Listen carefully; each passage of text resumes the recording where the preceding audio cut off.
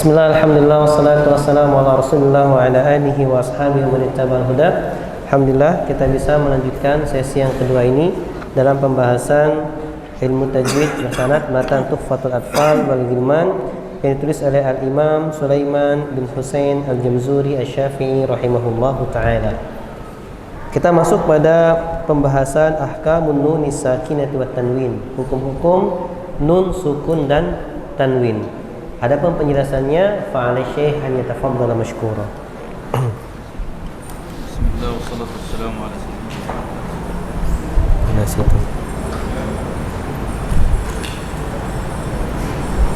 Sahih.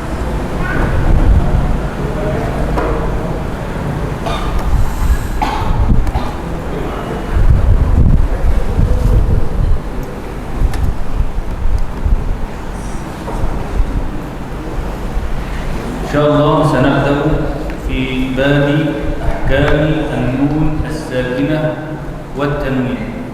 Hadha ismul bab ahkam an-nun as-sakinah wat-tanwin.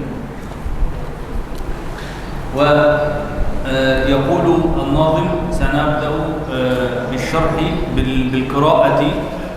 سنبدأ بقراءة الباب كاملا. سنبدأ بقراءة الباب كامل ثم بعد ذلك نبدأ في الشرح. فأنا أقرأ وأنتم تقرؤون خلفي. البيت أفضل منه. Boleh? Nah, insyaallah saya akan bacakan baitnya satu bab secara sempurna. Nanti kita mengikuti bacaan Syekh.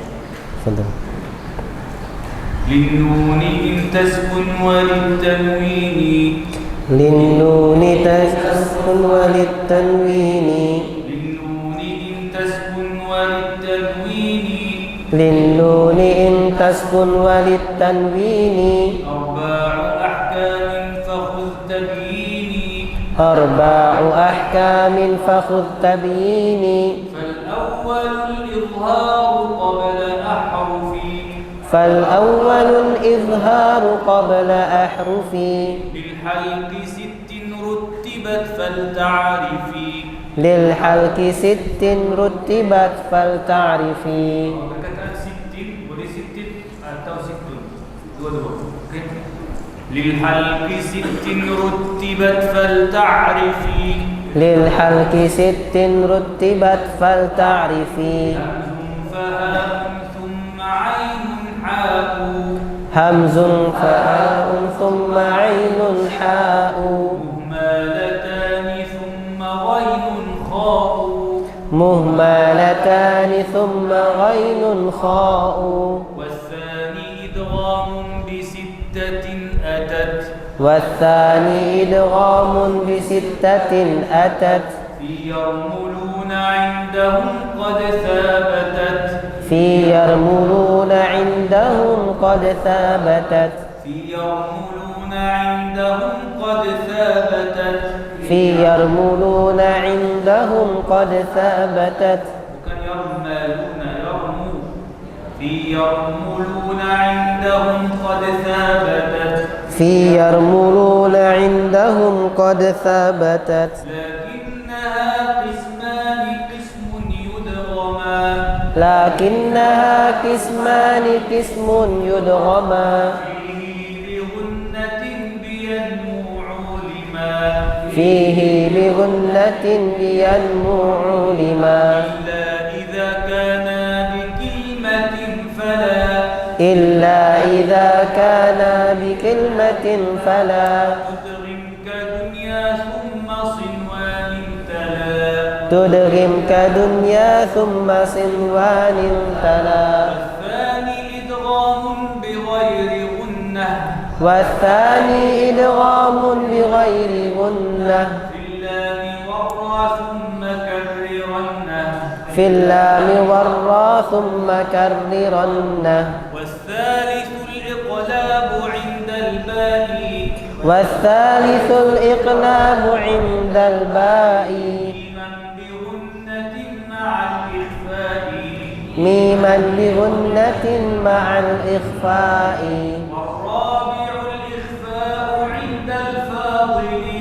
والرابع الإخفاء عند الفاضل من الحروف واجب للفاضل من الحروف واجب للفاضل في 5 من بعد 10 رمزها في 5 من بعد 10 رمزها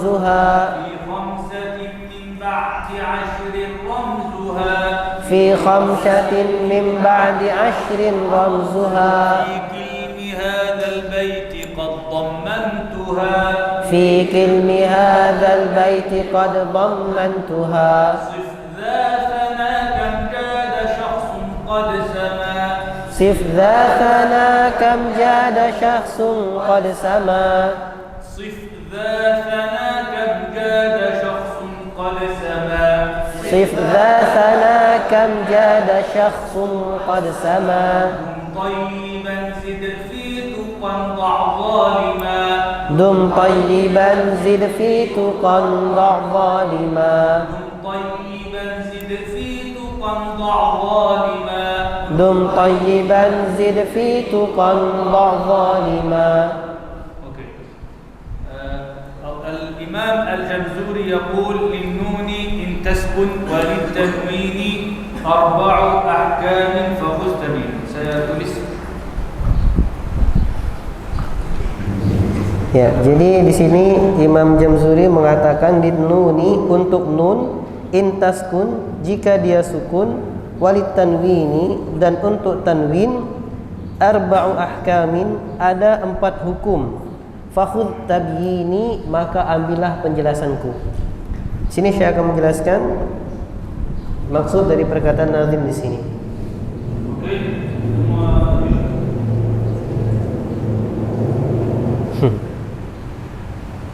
هذا الباب اسمه أحكام. بس عربي Boleh. النون الساكنة والتنوين.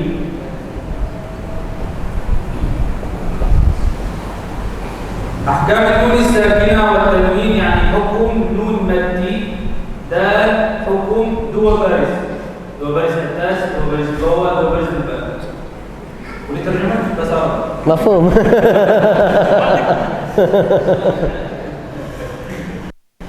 Ini nun sukun. Ini nun mati. Nun mati dalam Al-Quran tak ada baris, tak ada sukun. Dan sukun bahasa Arab yang kusum. Huruf kusum, ada baris. Ada baris atas, ada baris bawah, ada baris ibban, bin. Terjemah besar.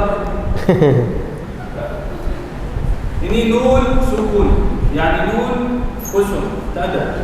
Ada Quran alamat sini. Ini alamat jelas. Bukan ini sukun, ini alamat izhar. Ini alamat Izhar. al-izhar, bukan sukun. Sukun yani tak ada baris. Sukun yani tak ada baris.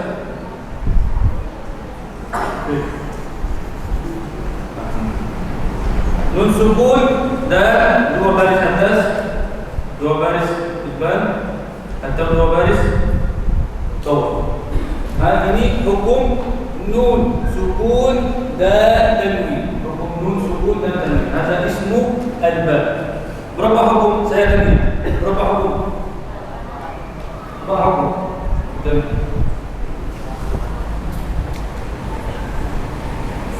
Yang pertama, yang pertama izhar apa? Halqi.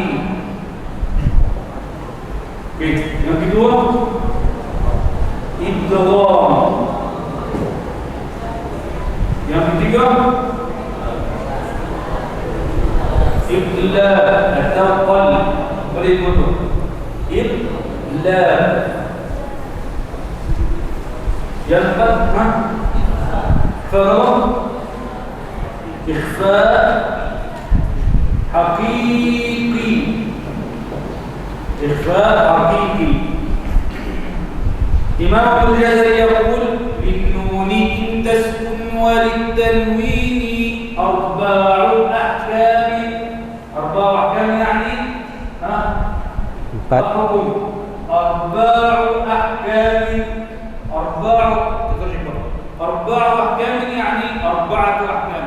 فخذ تبييني يعني سأبين لك هذه الأربعة. Nah, berkata Nazim di situ, linnuni intaskun walit tamyini walit tanwini, bagi nun ketika sukun dan ketika tanwin, baris depan, baris atas, baris bawah, dua baris, arba'u ahkamin, ada 4 hukum, fakhud tabyini, maka ambillah penjelasanku. Maka di sini saya akan menjelaskannya. Fal-awwalul izharu, fal-awwalu bahasa mana yani yang pertama, fal-awwalu yani al-hukm al-awwal al-izhar, al-hukm al-awwal al-izhar qabla ahrufi lil-halqi. Lil-halqi yani izhar halqi, هكذا يقول للحلق. فالأول الإظهار قبل أحرف للحلق 6 رتبت فلتعرفي، يعني حروف الإظهار 6 أحرف. Ya, di sini saya mengatakan fal awwalu, maka yang pertama al-izhar, yaitu izhar. Qabla ahrufi, sebelum huruf-huruf, lil halqi, bagi tenggorokan. Nah, karena sebelum huruf-huruf bagi tenggorokan, kemudian disebut nama halqi. Izhar artinya jelas, halqi artinya tenggorokan. Jadi dibaca jelas ketika nun sukun bertemu huruf-huruf tenggorokan. Situn yang ada 6 rutibat diurutkan fal ta'rifi, maka hendaknya kamu mengetahuinya. Lil halqi 6 rutibat fal ta'rifi. Yaqul إذا أتت النون الساكنة أو التنوين ثم أتى بعدها أحد الأحرف الستة فالحكم يكون إظهارا حلقيا. ثم قال 6 رتبت لأنها رتبت على المخارج، يعني ini keluar al-hukum 6 huruf, 2 للحلق 6 مرتبات يعني susun bawah hingga atas. Oke, saya أقرأ هكذا 6 مرتبات ورتب 2 حسب المخرج. Nah, di situ dikatakan lil halqi, maksudnya adalah ketika ada nun sukun bertemu salah satu dari 6 huruf tenggorokan, maka hukumnya dibaca izhar, dibaca jelas, halqi karena bertemu huruf tenggorokan. Dikatakan di situ rutibat, diurutkan karena diurutkan sesuai dengan makharijul hurufnya. Huruf tenggorokan ada 3 makharijul huruf. Tenggorokan paling bawah, tenggorokan di tengah, dan tenggorokan paling atas. Makanya kemudian dikatakan rutibat, diurutkan itu berdasarkan makharijul hurufnya. Oke. 6 rutibat susun. Hamzun fahaun. Imam Al-Ghazali yaqul hamzun fahaun thumma 'ainun ha'un مهملتان ثم غين خاء هكذا، يعني bawah al-hukum keluar huruf hamzah ha, tinggal al-hukum keluar ain ha, atas sini ghainun kha. Ini orang belajar hukum izhar dan makhraj, 'allamahu al-hukm وعلمه المخرج أيضا. فمخارج الحكم انتهى منها الإمام الجمزوري في هذا البيت. Ya, kemudian di situ huruf-huruf yang 6 itu diurutkan berdasarkan makhraj hurufnya, sehingga tenggorokan paling bawah atau ada yang menyebutnya aqsal halqi itu ada huruf hamzah dan huruf ha. Kemudian di tenggorokan yang tengah wasatul halqi itu ada huruf ain dan huruf ha. Kemudian di tenggorokan paling atas ada huruf ghain dan huruf kha, atau disebut dengan a'lal halqi, tenggorokan paling atas ada huruf ghain dan huruf kha. Nah, dari sini An-Nazim di sini telah menjelaskan hukum nun sakinah bertemu dengan huruf tenggorokan dan sekaligus menjelaskan tentang makharijul huruf di tenggorokan. Oke. Yaqul hamzun fahahu thumma 'ainun ha'un muhmalatan. Berkata muhmalatani, berkata muhmalatani yani 2 huruf tidak ada titik. Selesai, tidak ada titik. Hatta idza kataba ahad an-nas khata'an فبقوله مهملتان يعني ليس عليهما نقاط. ghainul kha alladziina 'alaihima niqab. Ya. Perkataan nazim di sini thumma ainun haun muhmalatani. Muhmalatani artinya kedua-duanya kosong dari titik. Jadi ketika misalnya orang nulis ainun ha tertulis titik, ketika dibaca muhmalatani maka titiknya dihapus lagi. Berarti nggak ada titik. Intinya menekankan itu huruf ain dan huruf ha. Karena kalau ada titik jadi huruf ghain dan huruf kha. Oke. Wa yaqul hamzun faham. يعني حروف همزة. حروف همزة في اللغة العربية الهمزة لها 8 كراسي، يعني لها 8 أشكال، حتى يعني الملايين يفهمون هذا. 8 أشكال للهمزة كلها. Huruf hamzah itu ada 8 bentuk. Huruf hamzah ada 8 bentuk dan orang-orang Melayu katanya paham itu 8 bentuk huruf hamzah. Agar mudah difahami huruf hamzah ada 8 bentuk. Bagaimana bentuk 8 tuh saya tulis bagaimana bentuk 8 huruf hamzah. Oke.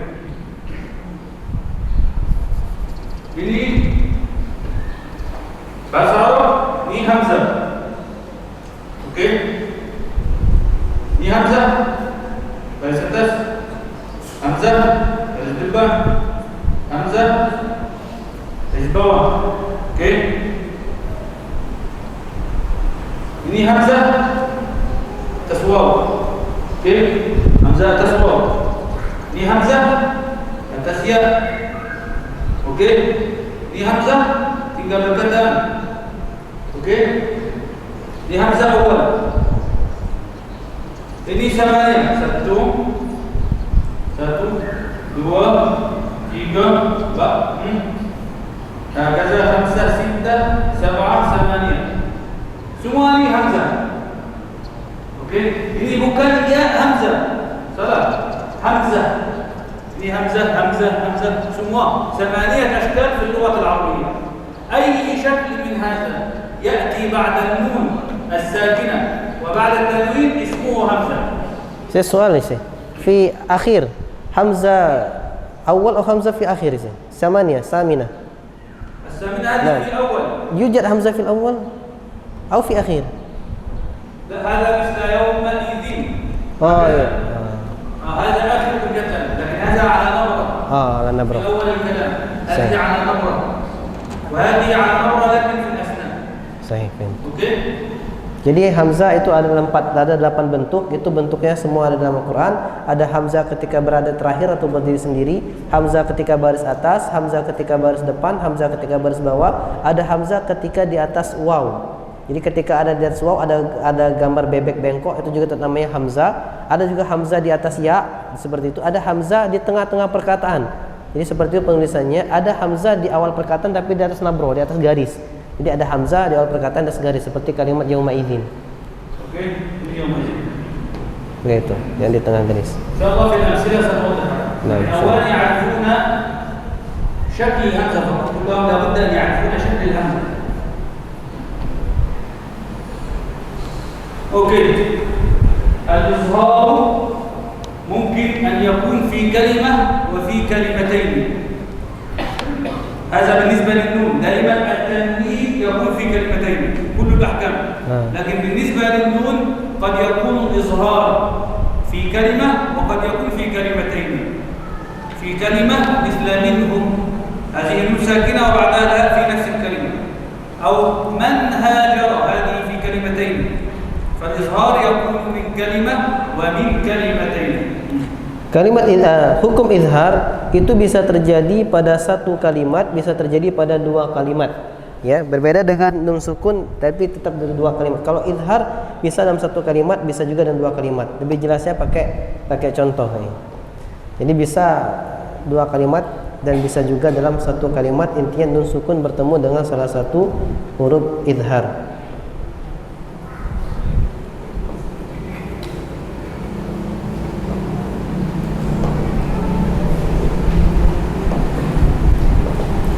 أمثلة الإظهار مثل من آمن لنون سكون تلفنا حروف همزة من آمن كيف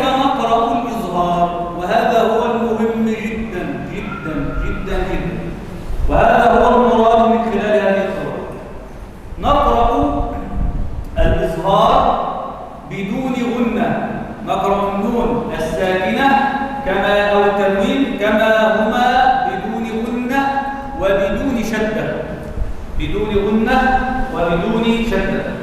Jadi intinya kita pembahasan di sini yang paling penting adalah bagaimana membacanya, bagaimana mengucapkan huruf izhar itu ketika nun sukun atau tanwin ketemu huruf tenggorokan. Jadi intinya cara bacanya adalah bagaimana kita membaca dengan jelas apa adanya tanpa disertai gunnah dan tanpa disertai tasydid. Oke. Misal man amana. Hakada naqra'u qira'atan sahihah. Man amana. Man amana. Man amana. Man hajara. Man hajara. Man amila. Man amila. Man hadda. Min ghillin. Min khalaq. Ini baca bagus. Kalau baca man amana ini salah. Kenapa? Kenapa salah? Qulna izhar ta'rif izhar isbat an-nun as-sakinah. هذا هو الإظهار. إثبات عموما الإظهار إثبات الحرف أو الحرف كما هو من غير غنة، هكذا. هذا تعريف الإظهار، هذا في اصطلاح علماء التجويد. أما في اللغة الإظهار يعني الوضوح والبيان. الإظهار يعني الوضوح والبيان. ترجم هذا فقط. الإظهار تعريفه الوضوح والبيان. Nah, fil lughah dalam bahasa al-izhar itu artinya adalah al-wuduh wal bayan, jelas dan terang. Nah, wa fil istilah ulama at-tajwid isbatu al-harf kama huwa min ghairi gunnah. Dan secara istilah makna izhar dalam ilmu tajwid adalah menetapkan huruf sebagaimana dia apa adanya tanpa disertai gunnah. Ada wal izhar. Izhar min sukun, izhar min sukun, izhar al semua. Ta'rif al-izhar li kulli al-huruf. Isbat al-harf kama huwa min ghairi gunnah. Min ghairi gunnah. Naam. فإذا قلنا من آمن هذا يسمى لحن، هذا يسمى بصارة لحن، واللحن هو الخطأ في التلاوة، واللحن هو الخطأ في التلاوة. إذا أخطأ القارئ لا نقول أخطأ ولكن نقول لحن. Jadi kalau kita baca tadi man amana, ini dalam bahasa Arab, dalam qiraah dikatakan lahan. Lahan itu artinya kesalahan. Bahasa Arab juga kesalahan itu disebut khoto. Tapi ketika dia salah dalam baca Al-Quran, kita tidak disebut dia itu khoto, salah, tapi kita sebut lahan. Jadi istilah salah dalam bacaan Al-Quran disebut dengan istilah lahan, bukan khoto. اللحن نوعان أو قسمان، لحن جلي ولحن خفي. لحن جلي ولحن خفي. يقول الناظم bukan بالفترة واللحن قسمان جلي وخفي كل حرام مع خلاف في الخفي أما الجلي فهو مبنى غير ثم الخفي ما على الوصف طرى وواجب شرعا ترك الجلي وواجب صناعة تجنب الخفي. يعني اللحن قسمان جلي وخفي، يعني الظاهر وغير الظاهر. اللحن الجلي إذا أخطأ القارئ في الفتحة والضمة والكسرة، يعني في بناء الكلمة، لأن هذا يعرفه كل الناس. واللحن الخفي إذا أخطأ القارئ في وصف التلاوة، يعني في أحكام التجويد في الإظهار والإدغام والإخفاء، يسمى لحن خفي. Jadi dalam perkara lahan, kesalahan itu dibagi menjadi dua. ada yang namanya kesalahan jali atau disebut kesalahan yang jelas, ada namanya kesalahan khafi atau kesalahan yang tersembunyi. Maka pada ini ada perkataan nazim wallahnu qismanu jaliyun wa khafi, dan lahan itu ada dua, yaitu jali dan khafi. Semasing-masing kullun haram. Kedua-duanya haram ma'a khilafin, seiring dengan adanya perselisihan dalam perkara yang khafi, yang tersembunyi. Nah, di sini lahan jali contohnya pada harokat fathah, dhamma atau kasrah. Sedangkan lahan khafi biasanya terjadi pada hukum-hukum tajwid. واللحن الجلي ممكن يغير حرف من حروف الكلمة. هذا لحن جلي أيضا. Dan di antara lahan jali mungkin mengubah huruf dari huruf-huruf kalimat. Intinya lahan jali lahan yang jelas, bisa kelihatan salahnya. Adapun khafi tersembunyi kesalahannya kecuali diketahui orang yang ngerti tajwid. Oke. Sudah paham? Izhar. Sudah paham? Oke. Misal ayat izhar itu berkata atau satu. Terus untuk berkata minhum anhum. Okey, berkata minhum mumati dan hurufha satu kata. Ini mumati dan hurufha dua. Ini izhar, boleh? Kalau tanwin dua baris, wajib dua perkataan. Tanwin, ta'rif tanwin. التنوين هنا. ini التنوين dua baris يعني هو نون ساكنة تلحق أواخر الأسماء وصلا وتفارقها وقفا ورسما. يعني أن التنوين هو عبارة عن نون ساكنة لكنها لا تكتب، تنطق نون ساكنة ولا تكون إلا في آخر الأسماء. يعني التنوين لا يكون في الأفعال ولا يكون في الحروف، يكون في آخر الأسماء ولا يظهر إلا إذا وصلنا الكلمة بما بعدها. أما إذا وقفنا عليها لا ينطق. Jadi tadi dijelaskan bahwasanya kalau nun hukumnya tadi bisa dua kata, bisa dalam satu kata. Satu kata contohnya minhum, dua kata contohnya minhat. Nah, itu berbeda dengan tanwin. Kalau tanwin hanya ada pada dua kata, nggak bisa dalam satu kata. Satu kata ketemu satu kata, itu perkara tanwin. Tanwin artinya adalah nun sukun yang bertemu pada akhir-akhir kalimat, akhir-akhir isim, akhir-akhir kata benda. Jadi dia cuma berada pada kata benda, tidak terjadi pada kata kerja. Hanya terjadi pada kata benda, tidak terjadi pada kata kerja. Dan ketika disambung, ataupun ketika waqaf, maka dia tidak dibaca tanwin. Oke. Yani nun tanwin ibarat an nun aidan. Tanwin ibarat an nun. Jadi tanwin itu adalah ungkapan untuk menyatakan nun. Jadi ada nun sukun yang dibaca walaupun nun itu dibaca dan tidak ditulis. Itu makna tanwin. Sehingga ketika kita mengatakan an in un gitu ya, itu artinya kita baca nun sukun, dia dibaca tapi tidak ditulis. Oke. At-tanwin misla kalimat jurufin harin. Ulang. Ya, tanwin seperti dalam kalimat jurufin har. Jurufin harin. Ana tulis dua baris bawah. Lakin kalau tulis untuk syakab, jika aktub misla ma antib, aktub hakada. Aktub jurufin harin. Ya. Oke. Ya, seperti itu. Itu ditulis jurufin har. Tulisannya juruf har. Tapi ketika kita mengucapkannya, kita baca jurufin harin, ada nun sukun di situ.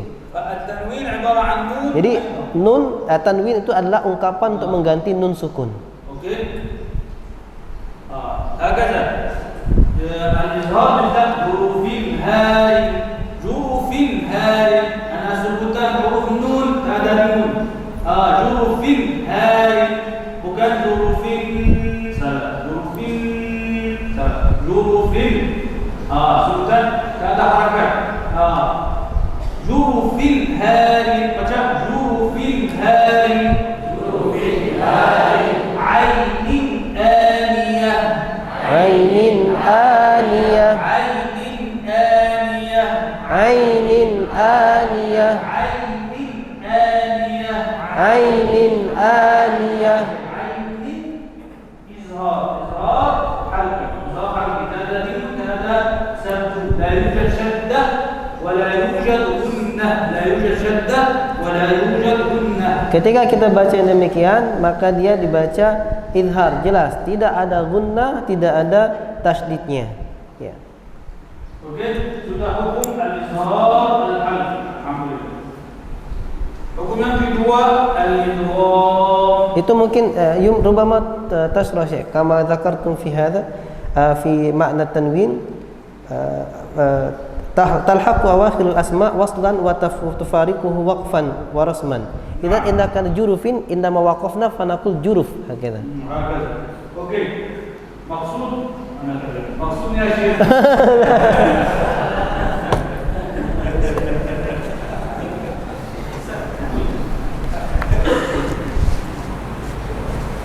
Saya kembali. Jadi anak bersama sahabat kalau istri sini, kalau saya istri sini saya cakap boleh. Saya sudah sini.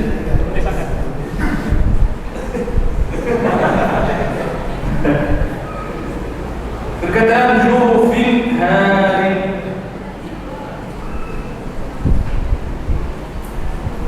Tanwin يعني نون. تنوين يعني نون. لكن baca نون kalau يعني kalau وصل sahaja. Jurufin hari kalau berhenti, kalau waqaf tak baca juruf. Okey, maksud syekh anna tanwin kalau berhenti atas perkataan tak ada baca. La yantiq أو لا ينطق التنوين إلا إذا وصلنا. أما إذا وقفنا وكأنه لا يوجد في الكلمة أصلا. Ya, jadi ini menjelaskan lagi pengertian tanwin tadi. Dia dibaca izhar ketika disambung bacaannya, jurufin har. Tapi ketika waqaf maka dia tidak dibaca izhar, seakan-akan tidak ada nun itu. Dan itu tidak dibaca ketika diberhentikan, maka dibaca juruf. Seakan-akan tidak ada tanwinnya. Tapi kalau dilanjutkan disambung maka ada tanwinnya, jurufin harin. At-tanwin kulluhu idza waqafna 'alaihi la nantiquhu. Nah. Semua tanwin kalau kita berhenti tidak kita baca. Illa idza kana at-tanwin 'ala hamzah.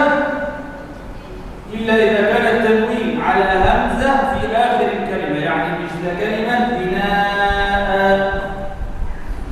أو فداء. إذا كان التنوين على همزة في آخر الكلمة إذا وقفنا نزيد ألفا. هذه ليست مرسومة لكن هذا عوض. أوكي كلهم في هذا الوقت. Jadi tadi kita tidak baca semua tanwin ketika berhenti kecuali apabila tanwin tersebut berharokat fathah di akhir kalimat, maka kita baca di situ seperti kalimat fida atas hamzah saja. Jadi hamzah tanwin maka kita baca fida fida ya kan. Kita tidak mengucapkan tanwin tapi kita menambah alif ya dalam membacanya. Intinya sesuai dengan pengertian tadi, ketika dia berhenti maka tidak dibaca tanwin.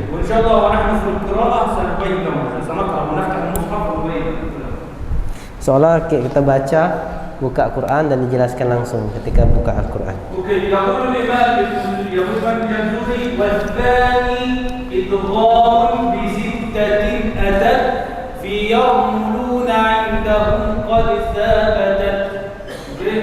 يعني الحكم الثاني الإدغام. الحكم الثاني الإدغام. Ya, jadi berkata nazim di situ wasani idghamun bi sittatin atat. maksudnya atsani, dan yang kedua hukumnya adalah hukum idgham bisittatin atat dengan 6 huruf datangnya. Jadi hukum yang pertama tadi izhar, hukum nun tanwin yang kedua adalah idgham.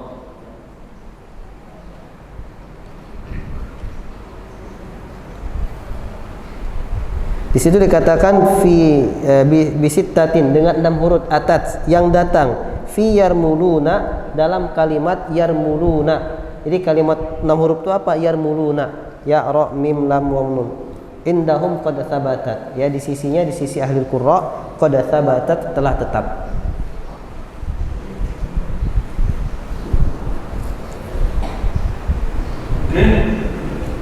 Al-hukm tsani al-idgham. Hukum yang kedua idgham yang mana? Idgham bisittatin. Idgham bisittatin. Al-ba' huna بمعنى في لأن حروف اللغة تأخذ معاني بعضها بعضا في اللغة فهو مقصوده أن يكون الثاني إدغام في ستة لأن النون تدخل في الحرف الذي بعدها. Jadi di dalam lafal manzumah di sini bisittatin atat dengan 6 huruf, bi di sini bermakna fi, di dalam. Jadi dia itu dibaca idgham ketika nun sukun masuk ke dalam 6 huruf berikut ini. Oke. Yaqul idgham bi sittatin yani 6 huruf fi kalimat majmu'ah fi kalimat yaquluna. Yaquluna huruf ya dan huruf ra, huruf mim, lam, waw dan huruf nun. Idza atat أي حرف من كلمة يرملون بعد ليس قبل بعد النون الساكنة أو بعد التنوين فالحكم يكون إدغام. Jadi 6 huruf tersebut adalah huruf yarmuluna, ya, ra, mim, lam, waw, nun. Yarmuluna secara bahasa Arab artinya berlari kecil. Mereka berlari kecil, ya. Yarmuluna, ya, ra, mim, lam, waw, nun. Jadi kalau ada salah satu dari huruf ini yang dia datang setelah nun sukun atau setelah tanwin, maka hukumnya adalah idgham. Wal haqiqah anna kalimat yarmuluna laysa laha ma'na. Huwa asy-syaikh faqat jama'a huruf al-idgham fi hadhihi al-kalimah hatta yasbut nutqaha. Sebenarnya kalau memang dibuat tidak bisa yarmulun, kalimat yarmulun tidak ada makna, ya, tidak ada makna yang berarti. Tapi saya membuat kata-kata yarmulun biar mudah menghafalnya. Jadi ya, ra, mim, lam, waw, nun. Oke. Qala lakinnaha ad-dhamir ya'ud 'ala kalimat yarmuluna. Lakinna kalimat yarmuluna qismani. Qismun yudghama fihi bi ghunnatin biyanmu'ulma. Yani سنقسم كلمة يرملون إلى قسمين وهما أقسام الإدغام. أقسام الإدغام قسمين، قسم يسمى إدغام بغنة وقسم يسمى إدغام بغير غنة. Perkataan nazim di sini lakinnaha kismani, lakinnaha akan tetapi dia, ya, kismani ada 2 bagian. Kismun yudghama, satu bagian diidghamkan fihi bi gunnatin, dalamnya dengan gunnah atau disebut dengan idgham bi gunnah. Yang satunya adalah idgham bi ghairi gunnah. Yang satunya, yang kedua adalah idgham tanpa gunnah. Wal idgham bi gunnah yusamma idgham naqis. Wal idgham bi ghairi gunnah yusamma idgham kamil. Kemudian idgham bi gunnah itu disebut juga dengan idgham naqis. Idgham bi gunnah, idgham dengan gengung itu disebut juga dengan nama idgham naqis, idgham yang kurang, masuk yang kurang. Adapun idgham bi ghairi gunnah maka disebut idgham kamil. Jadi idgham tanpa gunnah itu kita baca idgham tanpa dengung, itu disebut idgham yang sempurna. Oke. Wal idgham bi gunnah hurufuhu 4 majmu'ah fi kalimat yanmu. Yaqulu an-nazim lakinnaha qisman qismun yudghama fihi bi gunnatin biyanmu lima. Yani al-idgham bi gunnah hurufuhu fi kalimat yanmu, fi kalimat yanmu, ya, nun, mim, waw.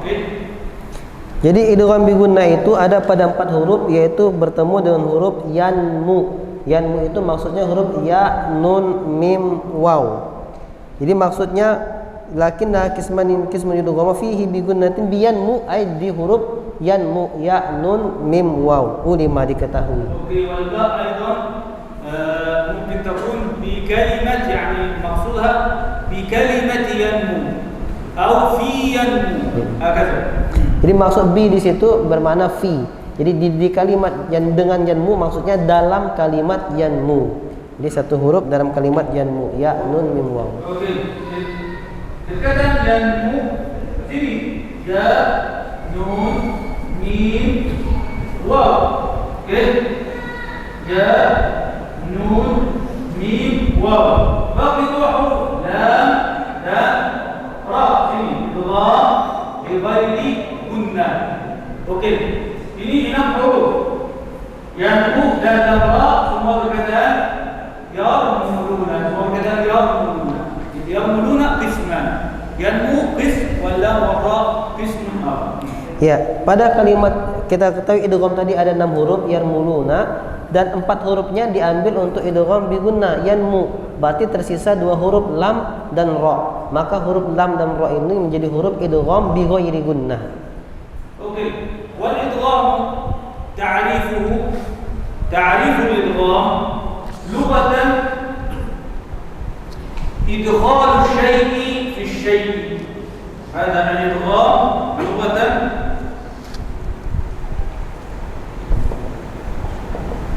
idkhal الشيء في الشيء. هذا يعني أثر. Ini 2 betul.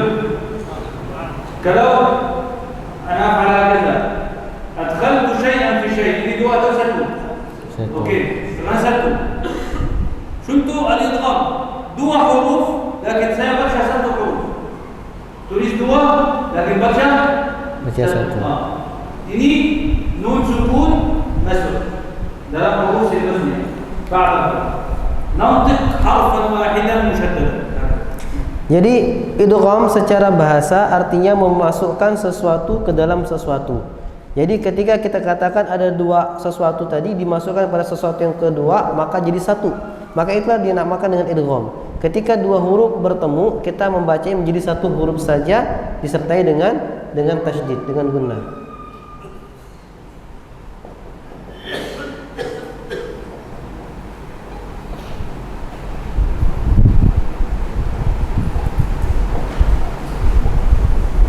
وهذا تعريف الإدغام في الاصطلاح، في اصطلاح علماء التجويد. اصطلاح علماء التجويد تعريف الإدغام هو إدخال حرف ساكن في حرف متحرك بحيث يصيران حرفا واحدا كالثاني مشددا. حرفا واحدا كالثاني مشددا. Insyaallah. Secara istilah, idgham itu adalah memasukkan huruf yang sukun ke dalam huruf yang berharokat, di mana kedua huruf tadi menjadi 1 huruf saja dan yang keduanya menjadi huruf yang bertasydid.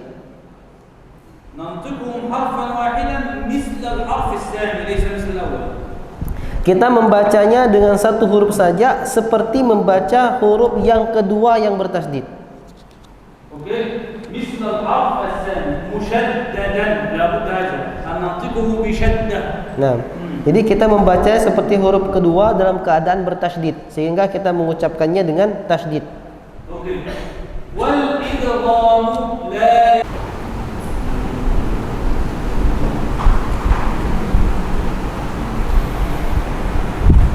min nabiyyin mimma lillahi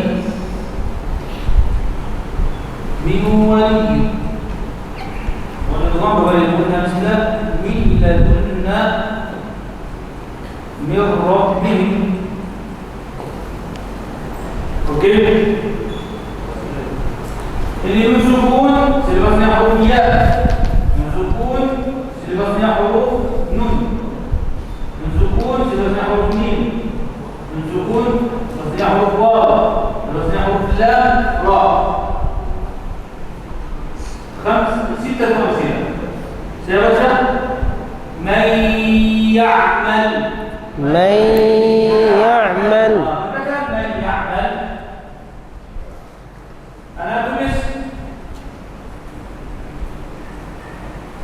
من يعمل كده نون سكون ده سلبسنا حروف يا نون سكون تعريف الادغام ادخال حرف ساكن يعني حروف سكون مسك dalam huruf baris كده نون سكون مسك dalam huruf ya dan baca huruf ya satu oke baca huruf ya شدة يا شدة هكذا أنطق من يعمل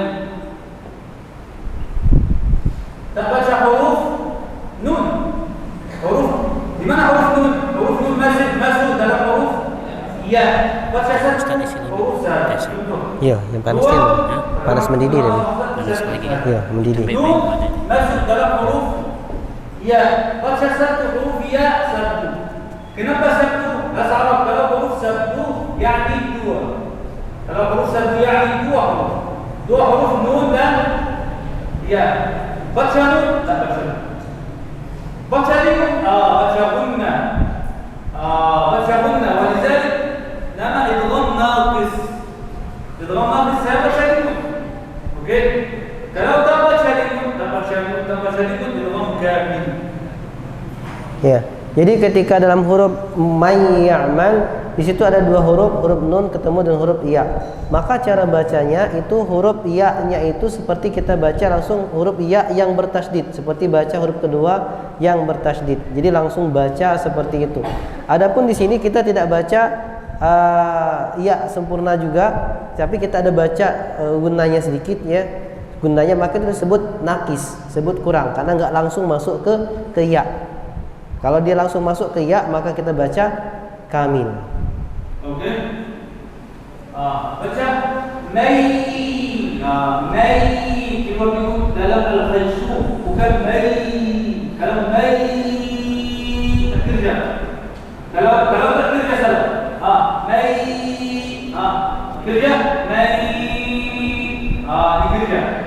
Keluar gunnah dalam al-khaysuf. Kalau keluar sini di syafatain ini salah, azan idgham syafawi salah. Kalau tak kerja salah. Mana tak kerja? Famai. Kalau kerja, famai. Okey. Ini kalau nutqun sahih.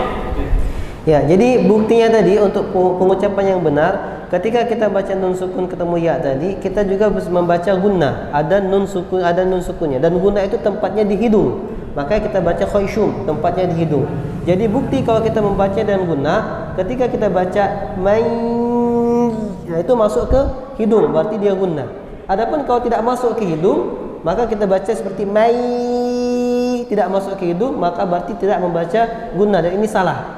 Karena dia harus dibaca gunnahnya juga. Jadi ketika gunnahnya masuk ke hidung, idgham bi gunnah masuk gunnah ke hidung, khayshum. Ya, gini. Oke. Contoh berkata min nabiyyin, baca min nabiyyin. Min nabiyyin. Nun sukun selepasnya nun baris. Nun sukun selepasnya nun baris. Baca satu nun satu min, bukan min nabiyyin. Salah. Kalau baca min nabiyyin, kalau orang baru baca min nabiyyin. Kenapa? Dua huruf. Tulis dua huruf. Baca dua huruf. Min nabiyyin. Salah. Baca satu huruf. Min simun. Ini dua harakat. Min baca min nabiyyin. Min nabi. Saya tak tinggal sekali ya. Min nabi. Min nabi. Min malillah.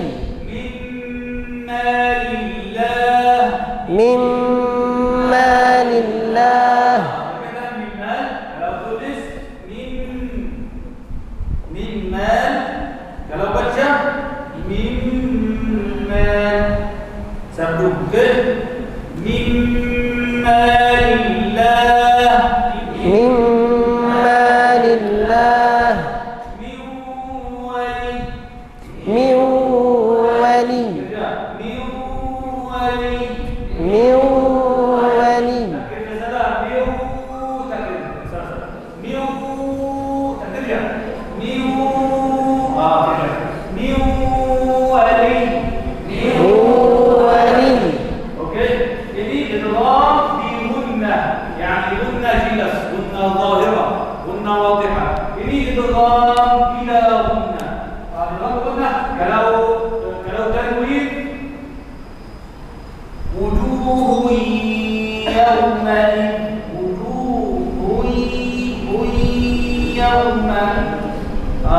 هل أتاك حديث الغاشية وجوه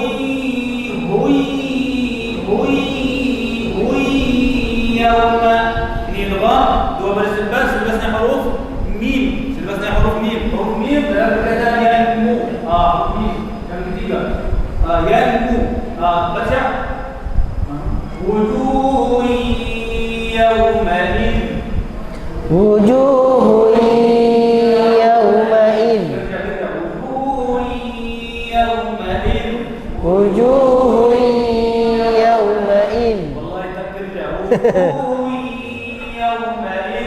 wujuhun yawmain.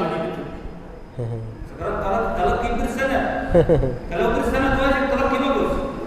Okey. Wujuhun yawmain.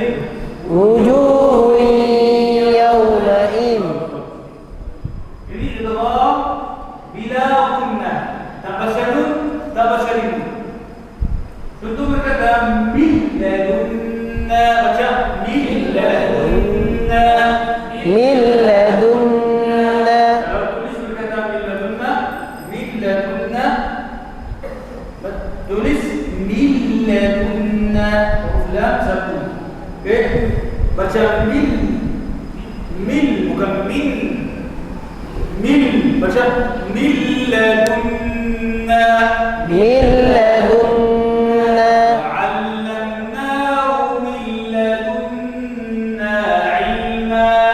وعلمناه من لدنا علما من ربهم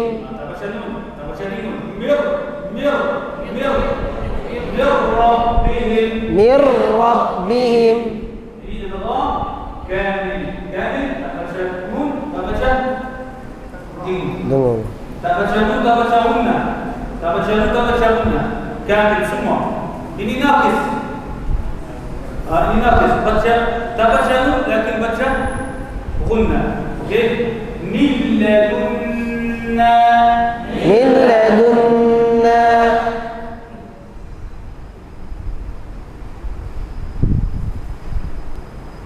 Okey. Kalau huruf yang nun dan huruf nun mati dalam satu perkataan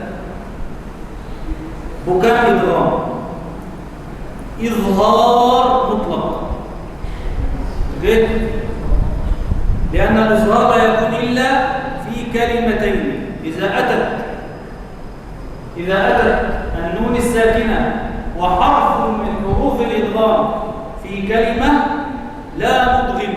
هكذا يقول ابن الإمام الجمزوري إلا إذا كان بكلمة فلا تدغم كدنيا ثم صنوان تلا.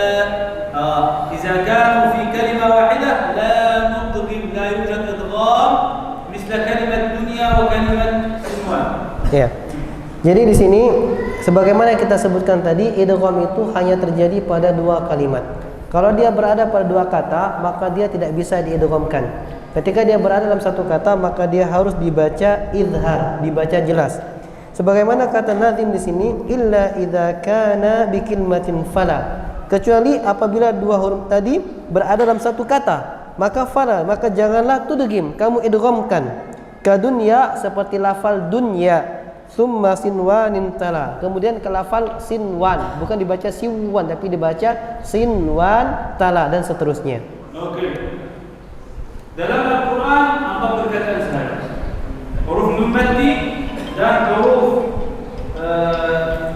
idgham dalam satu perkataan.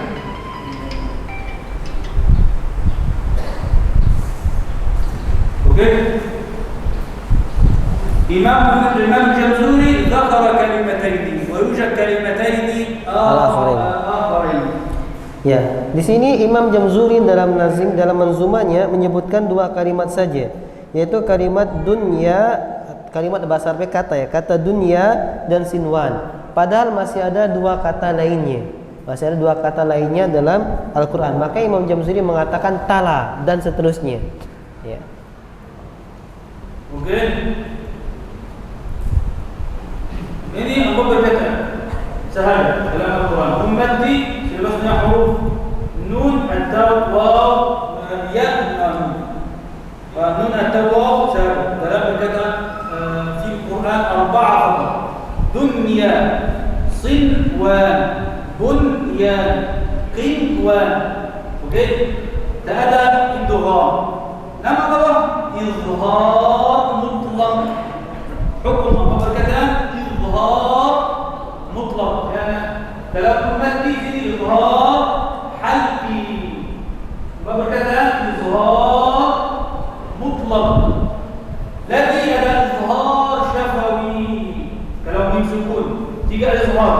Izhar halqi, izhar mutlaq dan izhar syafawi. Insyaallah.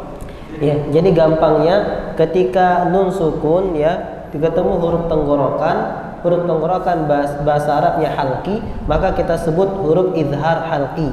Nah, ketika huruf nun sukun tadi bertemu dengan huruf idgham, ya, selain huruf tenggorokan, nun sukun ketemu selain huruf tenggorokan dalam satu kata, maka dibaca izhar. Namanya apa? Izhar mutlak. Ya, di mutlak dibaca izhar. Ada juga izhar yang ketiga, yaitu izhar syafawi. Ini ketika membahas hukum mim sukun. Oke. As-su'al huna, limadza lam nudrim? Nah, soal pertanyaan ya Syekh, kenapa tidak kita idghamkan ketika dia berada dalam satu kata? Kalau orang jawab, tasawuf? Tidak apa-apa. Apa? Karena hakadha min al-lughah. Anak saya tanya, kenapa? Karena anak saya tanya bahasa Arab, bukan bahasa Dia Indonesia. yujib hakadha qaidatul Arab, yujib hakadha. Ma yani ليس جواب كامل. Jawab lagi. Oke. Bagus. Taghayyur makna terjemah. Ya, teman kita menjawab kalau dibacanya itu kan berubah maknanya. ليس يتغير المعنى ولكن يحدث التباس في المعنى. Kata Syekh bukan berubah artinya, tapi terjadi kerancuan perubahan dalam maknanya. Bahasa Arab iltibas yani kalau baca berkata dunia idgham. Baca dunya. Oke? Kalau idgham saya baca dunya. Kalau orang Arab tak faham maksud dunya. Apa dunya? Oke? Kalau dengar tak faham maksud dunya, يحدث التباس في المعنى. tak faham. Oke? Tak faham. Dan ada thiqalun fi an-nutq. Thaqila jiddan fi an-nutq. Jadi intinya kenapa tidak dibaca idgham? Yang pertama iltibas, bisa tidak difahami maknanya atau kerancuan maknanya. Yang kedua karena sulit untuk diucapkan oleh lisan Arab. Baca dunya itu sulit. Lebih mudah baca dunya karena memang lafalnya dunya. Oke, dan thiqalun fi an-nutq. Ya, dan berat ketika mengucapkan harus diidgham. Wa at-tajwid aslan jaa lit-taysir fi an-nutq. Wallahu yaqul wa laqad yassarna al-Qur'ana lidh-dhikri fahal min mudakkir. Allah yassara al-Qur'an fi qira'atihi fanahnu la nusa'idhu aidan. Walidhalik khalafna al-qa'idah. Ya, padahal sejatinya ilmu tajwid itu dipelajari untuk memudahkan baca Quran, bukan mempersulit bacaan Al-Quran. Allah Subhanahu wa taala berfirman, "Wa laqad yassarnal Qur'ana lidzikri fahal mim mudzakir." Dan sungguh kami telah mudahkan Al-Qur'an ini untuk diingat, dipelajari, maka ada orang yang ingin mengambil pelajaran. Jadi kalau kita bacanya malah jadi sulit, ini menyelisih kaidah belajar tajwid. Oke. Saya baca dunya Dunya dunya Man amila dunya dunya dunya sinwan sinwan sinwan wa ghairi sinwan sinwan wa ghairi sinwan.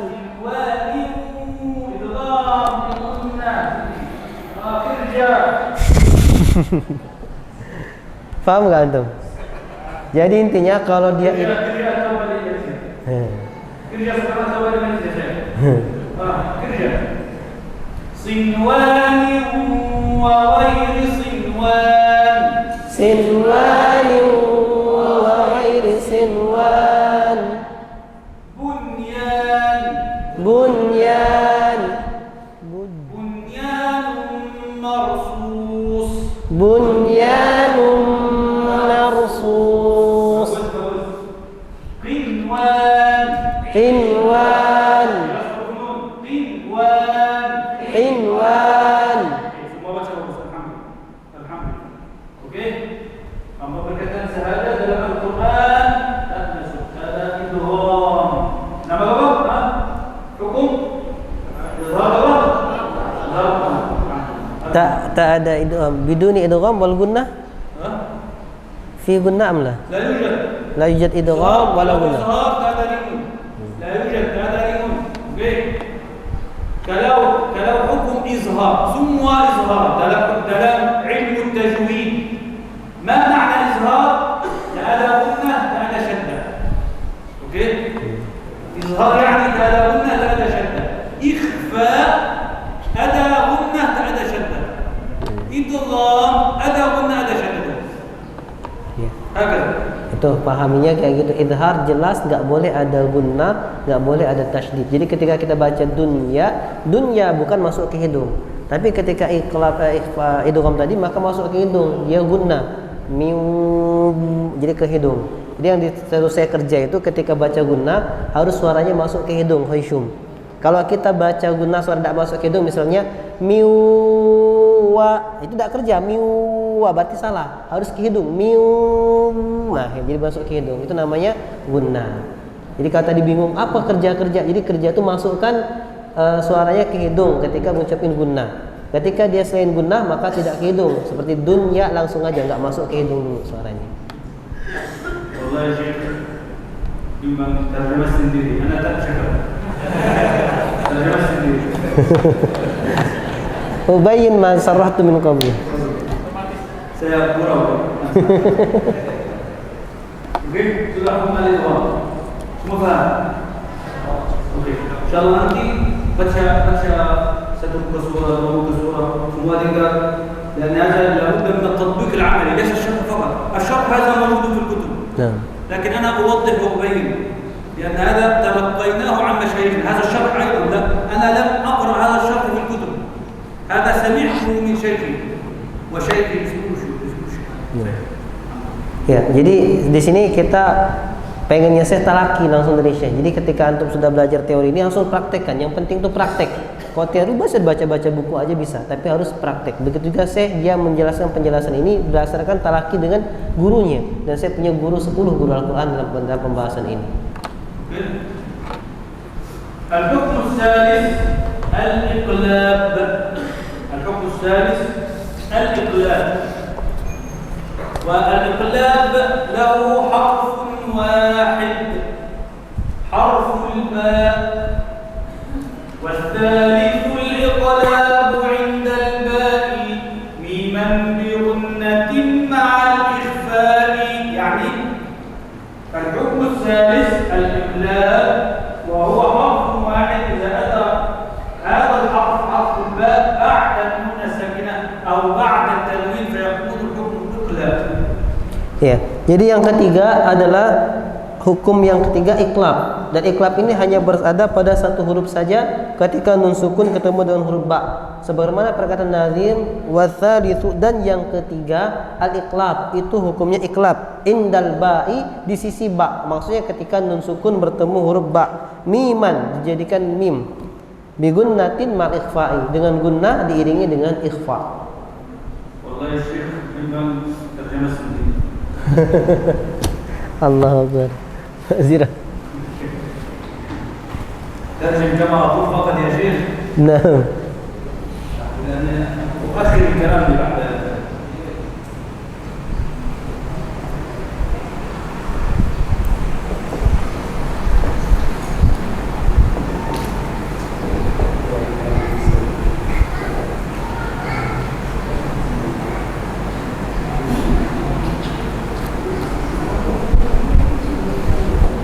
أوكي.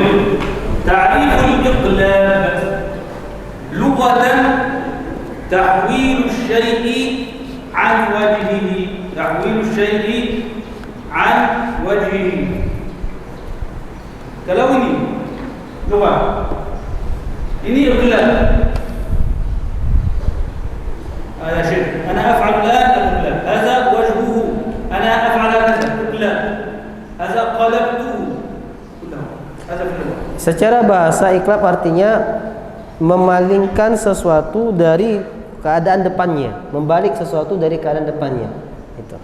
Oke, fi istilah tahwil an-nun as-sakinah atau at-tanwin miman ma'a mura'at al-ghunnah, ma'a mura'at al-ghunnah wal ikhfa, ma'a mura'at al-ghunnah والإخفاء، هكذا والإخفاء. يعني إذا جاءت النون الساكنة قبل الباء أو إذا جاءت الباء بعد النون الساكنة، ماذا نفعل؟ نحول النون الساكنة إلى ميم، نحول النون الساكنة إلى ميم. Jadi secara istilah iklab itu merubah nun sukun menjadi tanwin.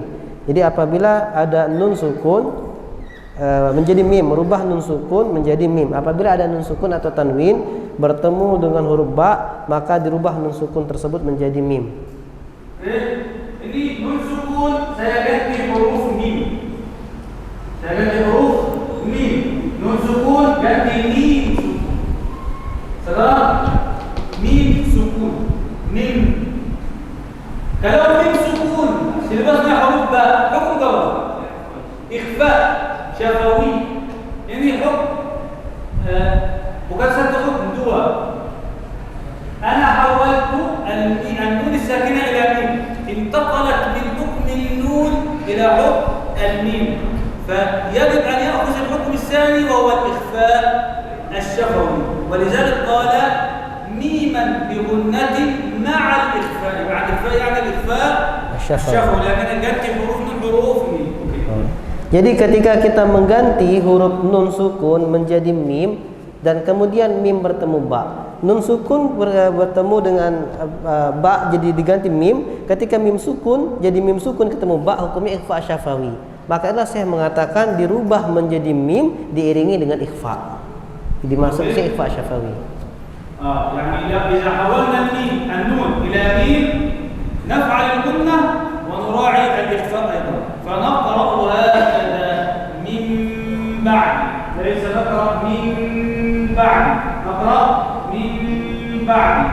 الشفتين قد تكون متلاصقتين، يعني يلمسون بعضهم بعضا دون كز، دون كز. يعني لو فعلنا الكز هذا ينتقل الحكم إلى الإدغام، يكون خطأ. أو نترك فرجة بسيطة بين الشفتين فنقرأ من بعد، لكن أنا أقرأ عن شيوخي من هكذا، من بعد، من ليس من. إذا كزينا هكذا ينتقل الحكم إلى الإدغام. Jadi ketika cara membaca yang benar ketika seperti itu adalah kita bisa menyatukan dua bibir tapi tidak dengan ditekan. sekedar menempelkan dua bibir saja untuk menyatakan huruf ikhfa-nya, atau bisa juga dibaca dengan sedikit memberikan celah antara dua bibir, maka dibaca min ba'di, sedikit celah antara dua bibir. Tapi Syekh talaqi dengan gurunya dengan menyatukan kedua bibir tapi tidak ditekan. Kalau ditekan langsung dia merubah huruf. Tapi kalau di sini iqlab cukup menempelkan tanpa ditekan. Oke. Wal iqlab yakunu fi kalimah wa yakunu fi kalimatain. Mungkin yakunu fi kalimah wa yakunu fi kalimatain. Iqlab bisa terjadi dalam satu kata, bisa juga terjadi dalam dua kata. Kalimah wahidah misal kalimat anbi'hum. Oke? Nun sukun sebasnya ba dalam satu kata. Anbi'hum. Baca anbi'hum.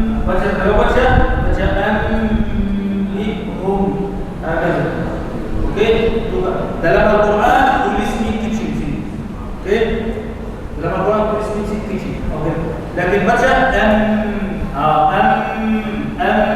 bukan kalau buka hukum idgham bukan. Ya, jadi itu bacanya ya, dipraktekkan Syekh tadi. Ambihum, tidak ditekan.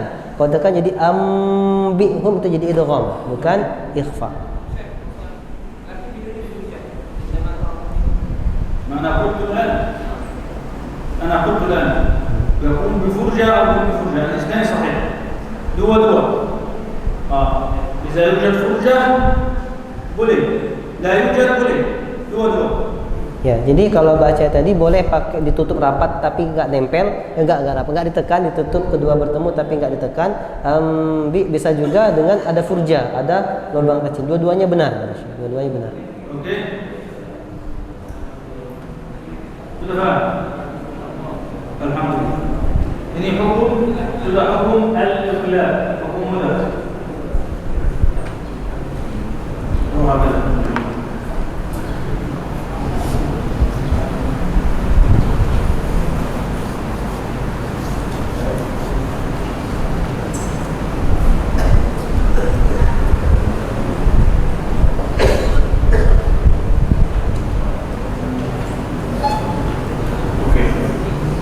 يقول الإمام الجمهوري والرابع الإخفاء عند الفاضل من الحروف واجب للفاضل. يعني الحكم الرابع الإخفاء عند الفاضل من الحروف، يعني الباقي من الحروف كله حكمه الإخفاء. أوكي، الباقي من الحروف لم يذكرهم لأنه ذكر هنا 6 أحرف وهنا 6 أحرف وهنا حرف فيكون المجموع 13. قال الباقي كله حكمه إخفاء وهو أكبر الأحكام في القرآن الكريم، من أكبر الأحكام. Kemudian nazim di situ mengatakan warrabi'u, dan yang keempat hukumnya adalah al-ikhfa. Hukumnya ikhfa indal fadili minal huruf, ketika huruf-huruf yang selainnya. Kenapa saya bilang seperti itu? Karena memang di situ telah disebutkan 6 huruf idhar, disebutkan 6 huruf gunnah, disebutkan 1 huruf iqlab, maka telah ada 13 huruf. Sisanya semuanya huruf ikhfa, dan huruf ikhfa ini kebanyakan hukum di dalam Al-Quran. Yaqul minal hurufi wal rabi'ul ikhfa'u 'inda al-fadil. Ya, al-fadil huna ma'na al-baqi. Oke? Ya, jadi ketika saya mengatakan al-rabi'ul ikhfa'u indal fadili, yang keempat hukumnya ikhfa ketika al-fadil yang lebih, maksudnya al-baqi yang tersisa, huruf yang tersisa. Al-baqi minal huruf wajibun. Azar kisah. Wal-rabi'ul ikhfa'u indal fadili, berkaitan al-fadili yang pertama yani al-baqi. Minal huruf wajibun lil-fadili, yani insan الفاضل في قراءته. الفاضل الثاني معناها غير الفاضل الأول. الفاضل الثاني يعني الإنسان الذي فضل على غيره في القراءة يفعل الإخفاء في الحروف البقية. فاضل هنا يعني نحن نقول الإنسان هذا الفاضل فلان الفلاني، هذا من تشريفه ومن تكريمه. فالفاضل الثانية غير الفاضل الأول. Jadi dalam lafal bait ini dikatakan 2 kalimat fadil, maka 2 kalimat fadil ini berbeda-beda artinya. Fadil yang pertama artinya yang tersisa. Warabiul ikhfa'u indal fadili, yang keempat hukum ikhfa ketika huruf yang tersisa tadi. Minal hurufi wajibun lil fadili. Wajib lil fadili adalah bagi orang yang diutamakan dengan dia membaca Al-Qur'annya. Jadi fadil yang pertama artinya sisa, fadil yang kedua artinya yang diutamakan dengan dia mau mempelajari Al-Qur'an. محاسن اللغة العربية أن الكلمة قد يكون لها أكثر من معنى لكن تفهم في سياق الكلام. Nah, ini diantara keistimewaan bahasa Arab, yaitu satu kata bisa memiliki makna yang banyak dan makna ini difahami dari konteks kalimatnya. Oke. Qala min al-huruf wajibun lil fadil fi khamsatin min ba'di 'ashrin ramzuha fi kulli hadha al-bayt qad damantuha, yani 15 huruf. Khamsatin min ba'di 'ashrin yani berapa? 15 huruf. Khamsatin min ba'di 'ashrin yani 15 في 5 من بعد 10 رمزها. وإذا قال رمزها يعني نأخذ أول حرف من كل كلمة. نأخذ أول حرف من كل كلمة من البيت الأخير كله. Jadi di sini ketika Nazim mengatakan fi khamsatin min ba'di ashrin ramzuha adalah 15 huruf. Jadi hukum ikhfa itu ada 15 huruf, ramzuha rumusnya. Nah, ketika dikatakan kata-kata rumusnya, maka diambil pada huruf pada awal-awal huruf dari setiap perkataannya.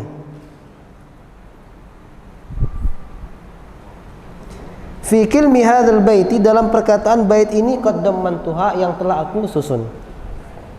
Oke.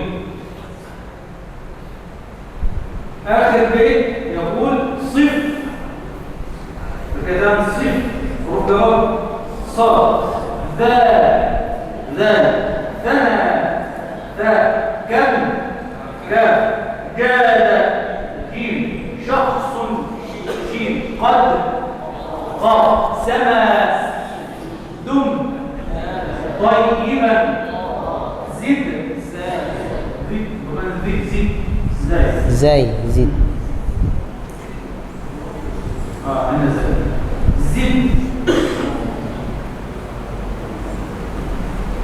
أوكي. إذا زد حروف زاد في تقى ضع ظالمة. أول حروف semua lima belas. Oke. Kalau 15 masalah huruf nun mati atau huruf tanwin, hukum ikhfa حقيقي. إخفاء حقيقي. تعريف الإخفاء. الإخفاء لغة الستر. الإخفاء لغة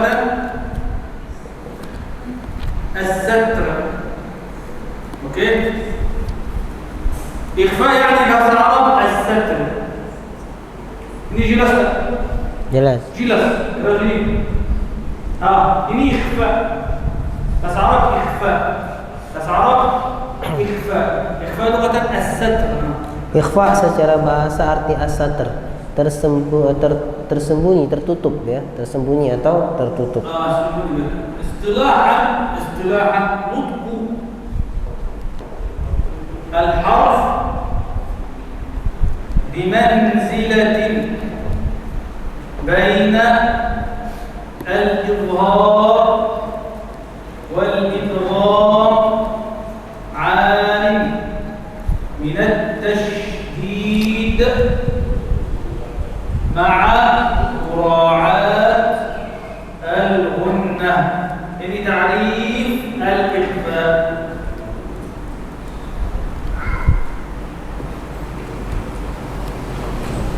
Oke.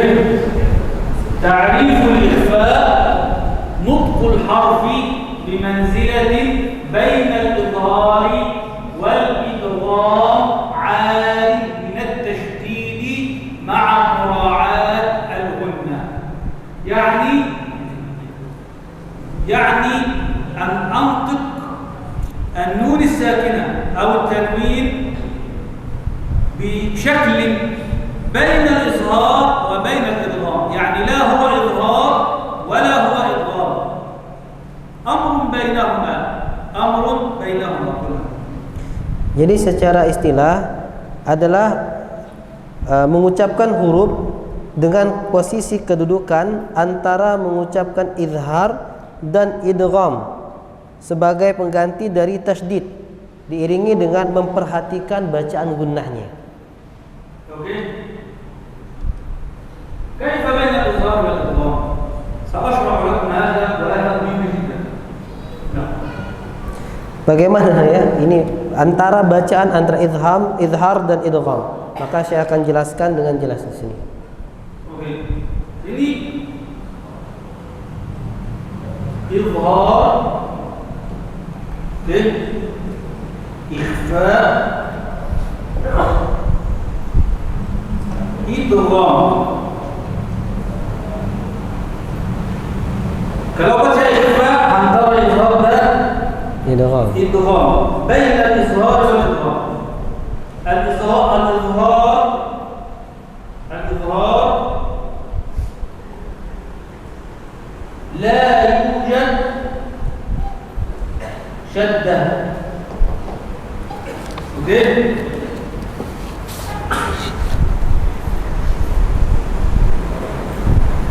ولا يوجد غنة.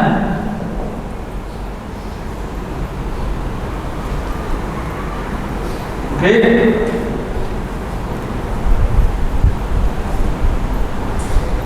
الإدغام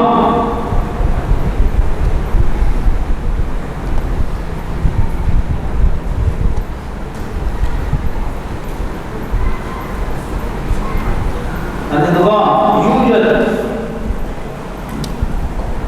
شدة، ويوجد غنة. يعني الإظهار تأتى شدة. kalau baca إظهار تأتى شدة، تأتى غنة. betul. تأتى شدة، تأتى غنة. kalau إدغام ada شدة، ada غنة. ada dua-dua. إظهار ada dua-dua. لا يوجد شدة ولا يوجد غنة. الإخفاء هذا وهذا، لا يوجد شدة مثل الإظهار، ويوجد غنة مثل الإدغام. Jadi cara membacanya itu antara izhar dan idgham, sehingga ketika baca ikhfa tidak ada syaddah seperti baca izhar, dan tidak ada juga gunnah. يوجد غنة، ada gunnah, dia ada gunnah. Jadi berbeda. يعني أن الإخفاء أخذ صفة واحدة من صفات الإظهار وأخذ صفة واحدة من صفات الإدغام، وترك من هنا صفة وترك من هنا صفة، فهو بينهما. Masya Allah. Jadi dengan jelasnya, ketika kita baca ikhfa, kita mengambil salah satu sifat dari izhar, yaitu kita mengambil sifat apa sih? Syiddah. Kemudian kita mengambil sifat gunnahnya. الإخفاء kalau baca ikhfa tak ada syaddah, lakin ada gunnah. Tak ada syaddah mislu contoh izhar, tak ada syaddah. Ada gunnah mislu al-idgham, antar. Okey. وهذا هو الفرق بين الإدغام والإخفاء. الإدغام منطق الغنة وننطق الشدة. الإدغام ننطق الغنة وننطق الشدة، والإخفاء ننطق الغنة ولا ننطق الشدة. Ya, jadi sehingga ketika di tengah-tengah, ketika kita baca idgham kita baca syaddah, kita baca gunnah. Tetapi ikhfa kita tidak baca syaddah, tapi kita hanya baca gunnah saja. Oke, sudah paham?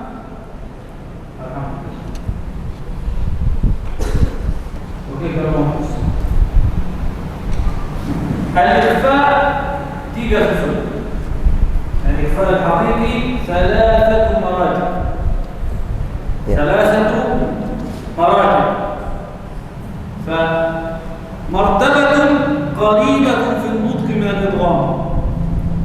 ومرتبة قريبة في النطق من الإظهار ومرتبة بينهما.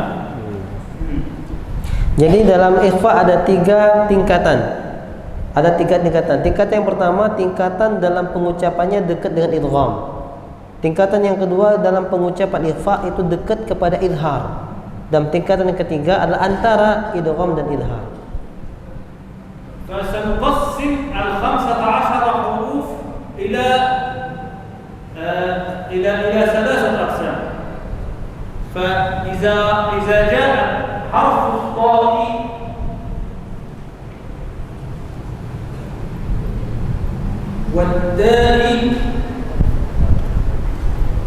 والدال ini tiga huruf. Ini martabatun qaribatun minal idgham. Jadi yang pertama tingkatan yang dekat dengan idgham, maka kita akan bagi tadi 15 huruf ini menjadi tiga tingkatan.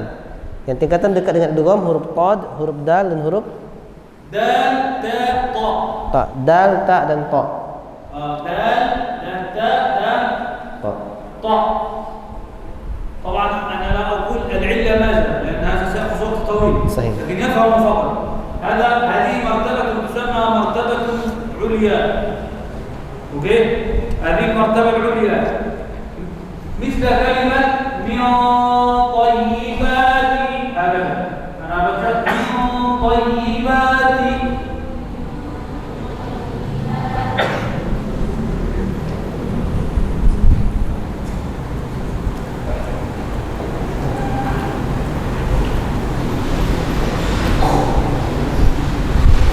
اوكي مثل كلمه من انا بكتب من طيبات Min طيبات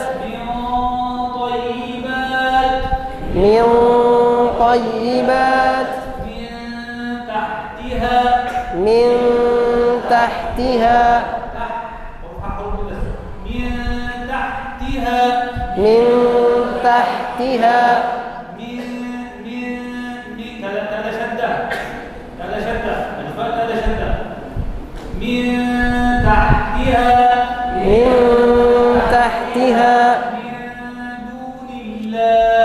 من دون الله. مرتبة عليا في الإخفاء. مرتبة عليا يعني قريبة Min al-idgham. من الإدغام. Jadi ini tingkatan yang tertinggi dalam ikhfa, yaitu tingkatan yang dekat dengan idgham. Huruf ta, dal dan ta. المرتبة الدنيا الأخيرة قريبة من الإظهار في حرفين كاف دال قاف. اوكي كلهم. Yang martabat berikutnya martabat yang dekat, kedudukan yang dekat dengan idhar. Kedudukan yang dekat dengan idhar. قريبة من الإظهار مثل كلمة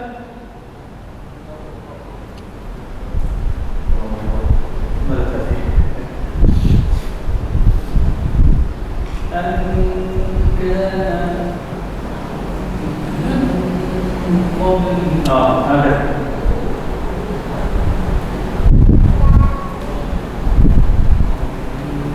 نون مادي سلبسنا حروف كاف atau سلبسنا حروف قاف atau سلبسنا حروف قاف. Kalau baca ikhfa ini qarib min al-izhar. Jadi yang berikutnya adalah nun mati atau sukun ketemu huruf kaf dan huruf qaf. Ketika dia dibaca ikhfa, dia bacaannya dekat dengan idhar. Ini disebut martabat dunia, yani akhir. Maka ini disebut martabat dunia, derajat yang paling rendah. Oke.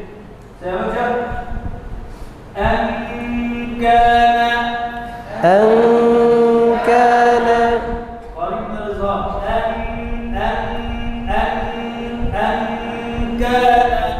أنا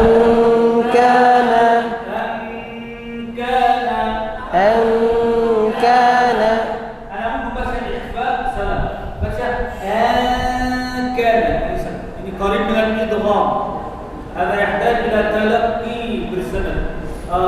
bukan kalau baca ini ikhfa, lagi ikhfa susun berapa? Pertama. Ini susun susun pertama. Min tahtiha. Kanasan.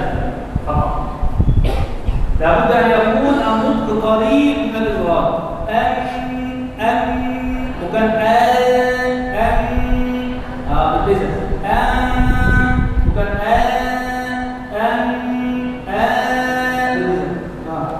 قريب من الإظهار. دو حروف كاف دال قاف. سبب طبعا سبب كاف دال قاف مخرج آخر لينا سنين. نون طرف اللسان. نون طرف اللسان. دال قاف وكاف في آخر بعيد جدا. الإظهار هنا حروف إظهار في الحلقوم كاف دال قاف سنين. مثل قريب لأن الحروف قريبة من حروف مخرج قاف. لأن مخرج كاف قريب من حروف الحلقوم من حروف الإظهار قريب. أما التاء والطاء والدال ففي طرف اللسان قريب من النون جدا. فهذا قريب من الإظهار. هذا قريب من الإظهار. Masya Allah. Jadi kenapa kita bacanya tadi bacaannya dengan jelas, yang bacaan ikhfa'nya dekat dengan idhar? Karena huruf kaf dan huruf qaf itu makhrajnya sangat dekat dengan makhraj huruf idhar, yaitu huruf tenggorokan. Karena huruf kaf dan huruf qaf berletak di pangkal lidah. Pangkal lidah dekat dengan tenggorokan. Tenggorokan ini huruf-huruf idhar, maka dibacanya dekat sekali dengan idhar. Gak boleh dibaca dekat dengan idgham. Kalau dibaca dekat dengan idgham jauh. Idgham itu nun. Makanya huruf tadi do, dal dan ta dia di ujung lidah dekat dengan nun, maka dia dekat kepada idgham. Sedangkan huruf kaf dan qaf di pangkal lidah dekat dengan huruf tenggorokan, maka dekat dengan idhar. Oke. Baca kana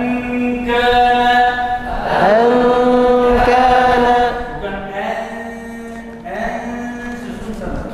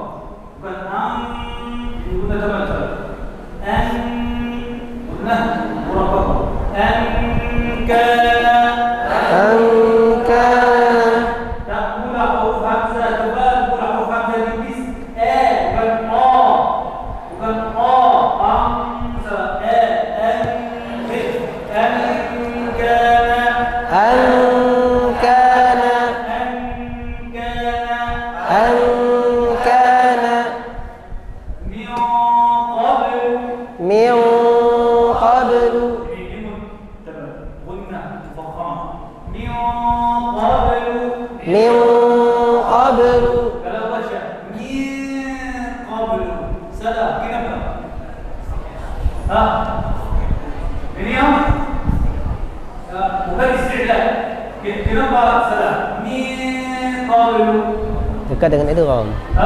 Dekat dengan idgham. Azab qarib min al-idgham. Susun yang pertama.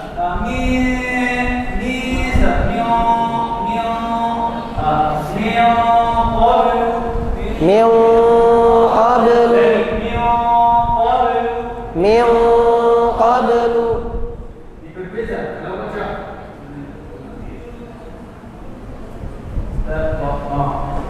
Ini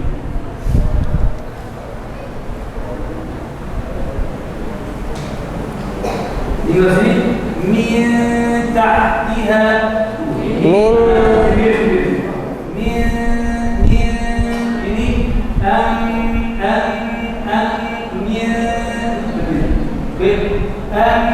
kana min tahtiha susun. وهذا كله أن هذا يحتاج إلى مهارة خاصة وتدريب مع شيء ليس من أول مرة هكذا لأن هذا تلقي بالسنة. Nah, untuk bisa membedakan dan membaca dengan benar kasus ini, maka ini butuh keterampilan khusus dan butuh talaki dengan syekh. Memang nggak bisa dengan satu kali pertemuan seperti ini. Ya. Tidak bisa dengan sekali langsung bisa, tapi minimal kita tahu dulu perbedaannya, kemudian nanti bisa talaki dengan syekh. Oke.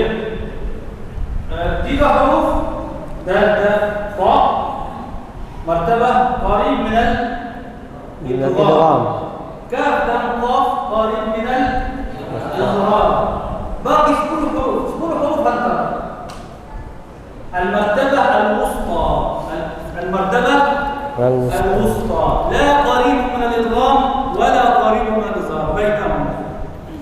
Ya, yang ketiga berarti tingkatan wusta, pertengahan. Tidak dekat dengan idgham, tidak dekat dengan izhar, pertengahan antara mereka. Okey. Itu ada 10 huruf tadi. 10 huruf.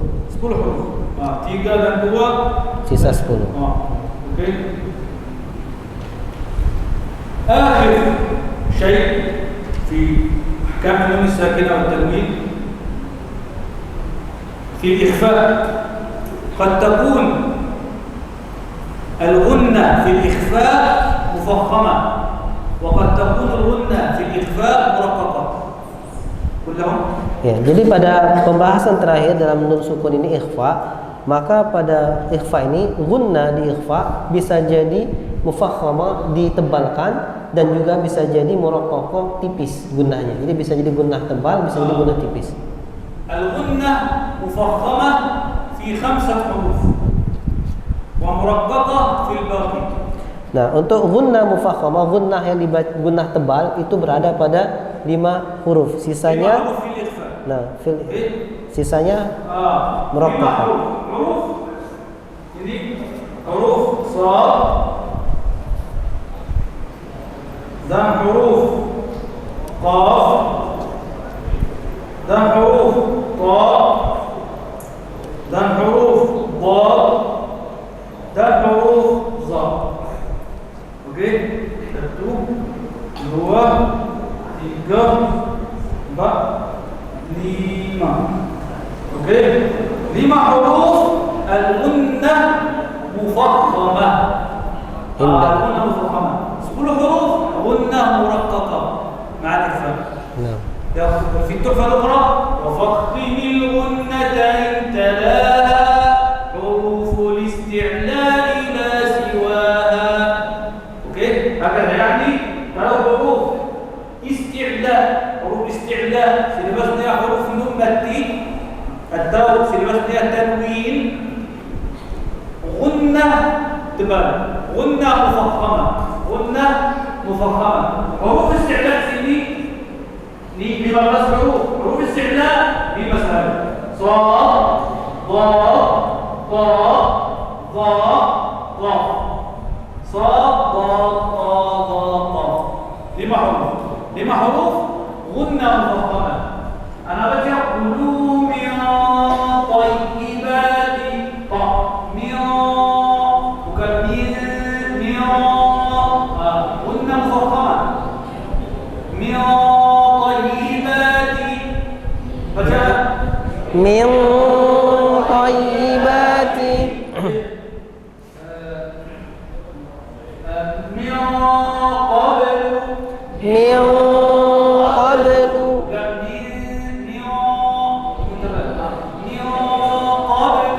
من قبل.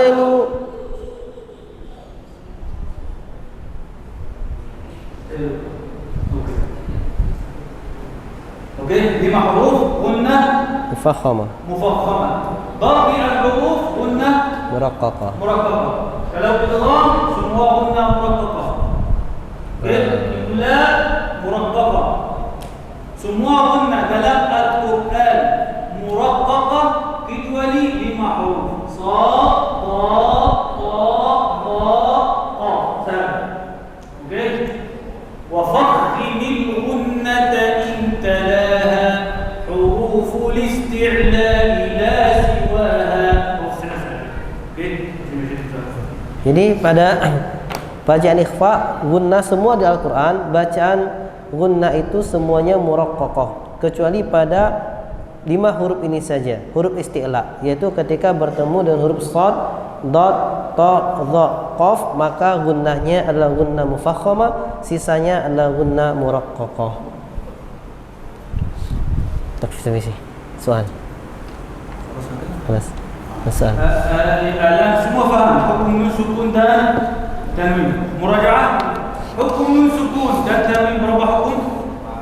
Hukum. Yang pertama semua cepat. Yang pertama izhar halqi, izhar halqi. Yang kedua idgham. Berapa idgham? 2 idgham. Idgham idgham. Yang ketiga iqlab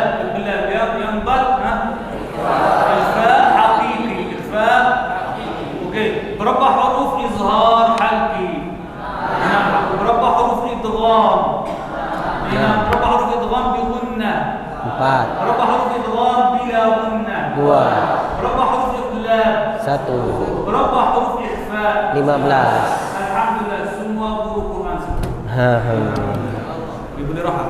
Nah, ada soal. Soal? Nah, yuridu an yas'alun.